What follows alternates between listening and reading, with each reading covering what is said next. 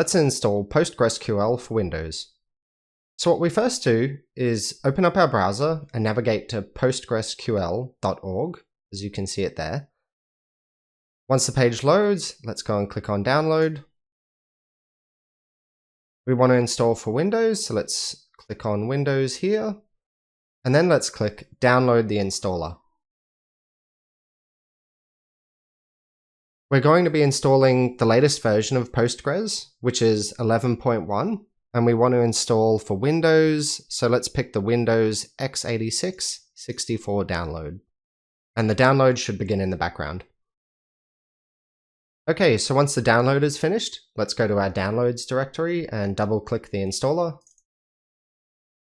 We're just going to be accepting the default settings for most of the installation steps, so let's go ahead and do that. Let's say next. The installation directory, let's leave as the default. And let's install all the components. There's a tool that we're also going to be installing called pgadmin 4, which is also a database client that you can use to connect to Postgres, and you can use that client to write and execute SQL statements.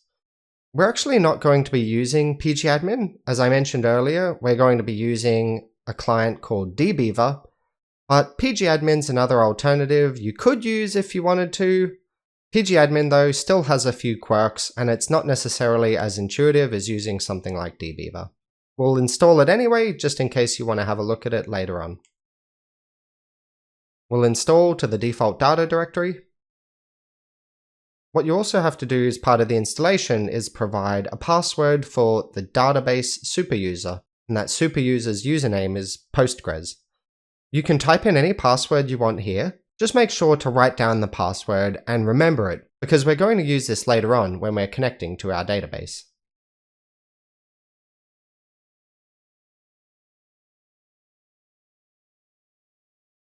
And let's leave the port as the default as well. Let's leave the locale as the default. And we can review our installation settings here, but we've picked the default for pretty much everything, so let's just go ahead. Okay, Postgres is now installing. So at the end of the installation, you may get a prompt to launch Stack Builder, which we can use to download and install additional drivers. We don't need to do that though, so let's untick that and let's click Finish. Now let's download and install DBeaver. So in your web browser, navigate to dbeaver.io, and when the page loads, let's go and click on Download. We want to install the Community Edition, which is the free version of DBeaver, and we want to install this for Windows, so let's click on the Windows 64-bit installer. And the download will start in the background. Let's now install DBeaver, so let's go to the Downloads directory on our computer and double-click the DBeaver installer.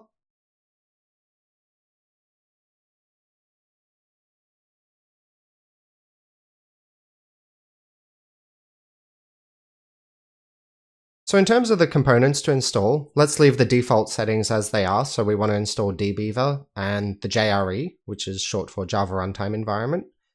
Let's also tick the associate.sql files. And what that means is if we've got .sql files on our computer, if we're in Windows Explorer, we can double click on that file and it will open directly in DBeaver rather than, say, a text editor.